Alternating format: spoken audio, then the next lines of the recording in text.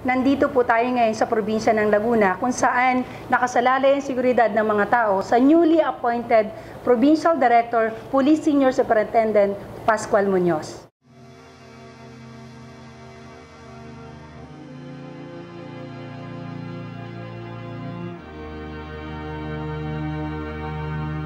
Sir, good morning po. As a newly appointed Police Provincial Director ng Laguna, ano po ang problema na dinatnan nyo and paano nyo po sinulusyonan? Well, Laguna, no? Isang napakatandang lalawigan na malapit sa Metro Manila. No, pag titingnan natin yung Laguna, ito ay talagang bisitahin ng mga turista, puntahan ng mga business establishments, no? Saan tinatayo, nilalagyan ng lahat ng mga establishmento, na talagang ang Laguna ay progresibo. No? Pag isang lugar ay progresibo ay siyempre may problema yan sa peace and order, especially that from Manila, tatawid lang, Laguna na, eh nandyan siyempre yung mga criminal elements. No? So, paano nyo, sir, ito sinusolusyonan? Well, alam mo, nakakatuwa talaga, no? Na nung pagdating dito sa Laguna ay napakarami ng mga programa na talagang nandito na. No? Institutionalized na yung mga programa. At yan ay in-implement or nilaunch ng ating, halos pinalitan ko na rin na Provincial Director na si Police Senior Superintendent Gilbert Cruz. No? Nakita ko, binasa ko ano yung mga programa niya. May sinasabi siyang ladderized concept ng pagkampan sa trabaho sa anti-criminality. Pinag-aralan ko yon at nakita ko napakaganda. No? So, yung crime incidents dito sa Laguna, kahit ano pang sabi ko doon sa mga tao ko na i-report lahat ng mga crime incidents, nakita ko na bumababa ng bumababa. Wow. Ganun ka-effective yung mga programa na yon. So, anong magagawa ko ngayon? Diba? Bilang isang bagong provincial director, ang magagawa ko ay tingnan ko yung programa na yon.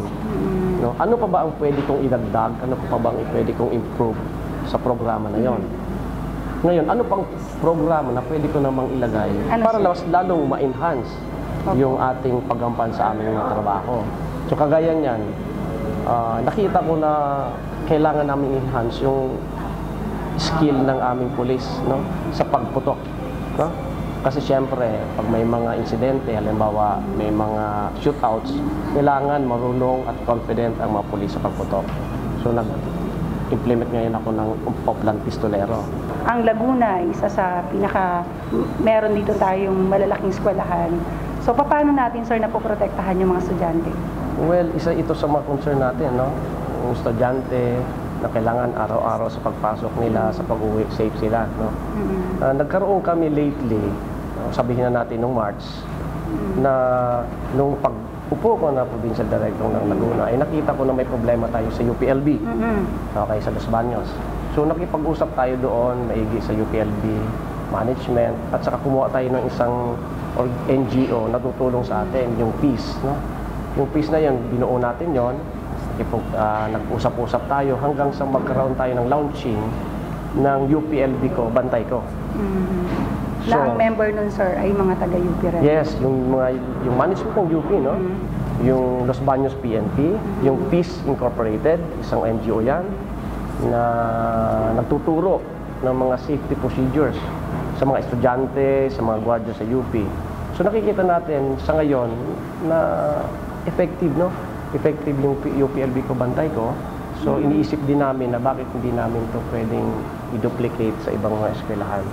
Na kung saan ang eskwelahan mismo ang nakakaroon na ugnayan talaga doon sa mga kapulisan para ma-institutionalize yung pagtutulungan ng eskwelahan at saka kapulisan. Sir, 6 months na kayo as Provincial Director. Ano pa yung nakikita nyo na pwede nyo pang magawa sa pagiging Provincial Director nyo?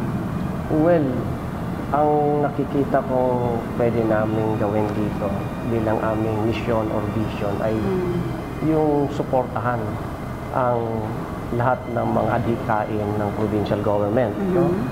Na alam naman natin na ang nakapakasipag na governor si Governor E.R. Josito Estregan ay napakarami niyang programa para mas lalong gawing progresibo ang Laguna. So, tinawag na nga natin itong tourist destination, di ba? Tinawag nating Detroit kasi nandun yung mga sasakyan, no?